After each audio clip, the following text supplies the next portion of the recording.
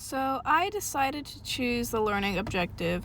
Why is handwriting a good example of motor equivalence and the influence of vision? So I thought this was a really, really great example because, as it stated, motor equivalence is doing the same thing but in a different way. And, as you can quickly see in the image, everybody's handwriting is different. Some people write really big, some people write really small, some people write perfectly, and some it's like chicken scratch. You can't comprehend what is even trying to be said. So, people adapt to the different demands of the writing context. So they can, for example, if they're writing on a whiteboard, they're going to adjust their handwriting to write bigger, to apply a different amount of force, the direction they're writing, and even the muscle involvement, just to accommodate those demands. So sometimes you may need to write really, really big if you're making a banner, and if you're writing a tiny little note, you might need to write really small. And those are some really great examples of how, you're doing the same exact thing, it's just in a different way. And vision plays a really, really great role as well.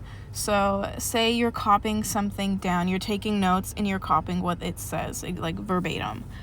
Or drawing an image. I personally am really, really good at copying like a picture in, my own. However, if I'm like drawing my own picture, I think it looks terrible. So I can copy things really well. I feel like my mind can pick up what I want to replicate. I just can't like write or draw what I'm trying to see in my head. So, handwriting motor control demonstrates characteristics of a coordinative structure because of its motor equivalence capacity. So, this basically says we have so much variety and, possibility with how we write and, what we write. So, we can just adjust to any scenario. So in the image, I really like the figure 7.3 handwriting examples from the Smiths and Silvers experiment.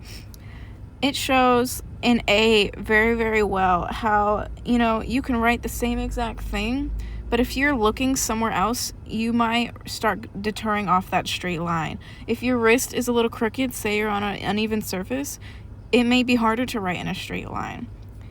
So it really, really depends on, the environment, the setting, your stature, how you're sitting, what kind of pen you're using. If you're using a marker, it's probably going to be a little bit different to write than, a pen.